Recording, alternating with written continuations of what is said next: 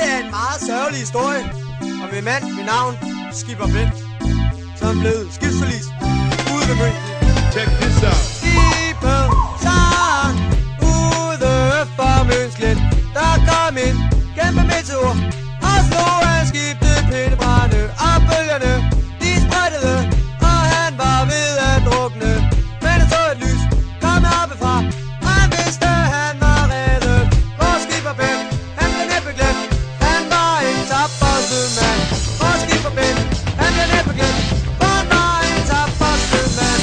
Op på bredden stod en jomfru og reddede ham i land. Hun op på Nederland og den slags mand. Hun var jo ondskabens søn. Ja, det gik huligan.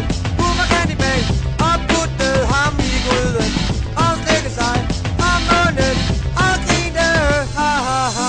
Vores Skipper Bent, han blev næppe glemt. Han var en tapper sømand. Vores Skipper Bent, han blev næppe glemt.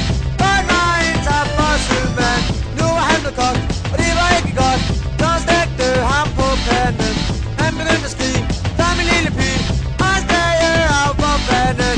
Så tog hun en spik og prøvede denne gang, og rev den af med pølsetang. Knaskede den stang og tog den enkelt gang, og hun fik creme i munden. Vores Skipper Bent, han blev næppe glemt. Han var en tapper sømand. Vores Skipper Bent, han blev næppe glemt. Han var en tapper sømand. Vores Skipper Bent, han blev næppe glemt. Han var en tapper sømand. Vores Skipper Bent, han blev næppe glemt. Han var en tapper sømand. Vores Skipper Bent, han blev næppe glemt.